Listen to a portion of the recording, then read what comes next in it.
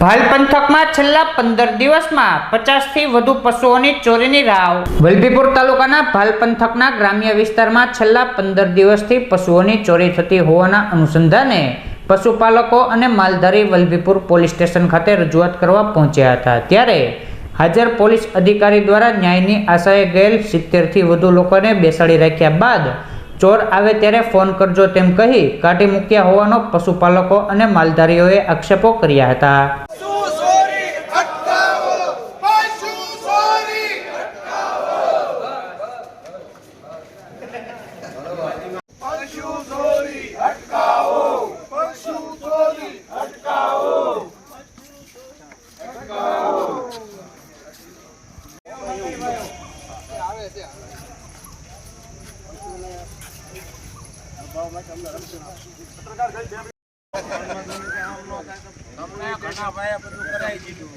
ભેગો તો કરાવી દીધો બધું ઘનાભાઈ, પણ ઘનાભાઈ ભેગો જ કરાવી દીધો પછી આપણે એ હોળે આપણે મૂકવા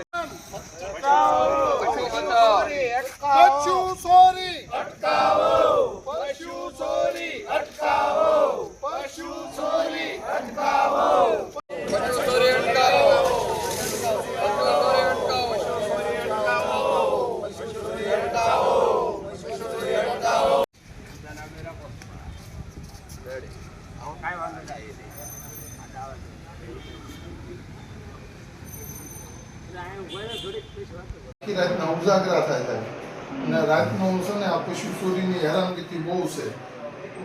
આખી રાત માણસો ગાડીઓ પિકઅપ ને એવું વાહનો લઈને આવે છે, બરોબર। નામ દેવુરભાઈ કાનાભાઈ સોહલ। દેવુરભાઈ, જે રીતના પ્રશ્ન લઈને આપ આવ્યા છો, કયો પ્રશ્ન લઈને આવ્યા છે, શું તકલીફ છે? અમારે ગયા આની ઓલા શનિવારે રાત્રે 2:30 ગાળામાં એક પાડી 2-2.5 વર્ષની મારા વાડામાંથી ચોરાય। રાતે તાર કાપીને લઈ ગયા હતા, બધા અહીં ગયા હતા, જાગી જતા એક પાડી ચોરીને તો અંદર નાખીને વયા ગયા। કેટલા પશુઓ ચોરાણા હશે અત્યાર સુધીમાં?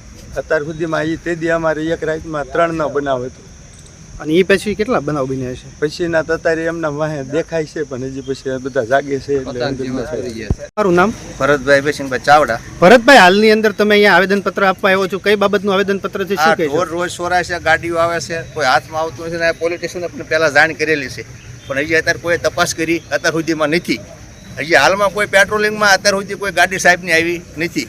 આજે મેં હાટું આવેદન દેવા આવ્યા છે કે ભાઈ તમે તપાસ કરવાનું કે આ રોજ ગાડીઓ આવે છે, રોજ ચોરી થાય, માલ જાય છે, અત્યાર સુધી 50 ટૂર ગયા તો અત્યાર સુધીમાં હજી કોઈ તપાસ કરવા રાતે ગાડી કોઈની પેટ્રોલિંગમાં આવી નથી। તમારી માંગણી શું છે? માંગણી આ બંધ ગમે એમ કરીને ચોરી બંધ થવી પડે।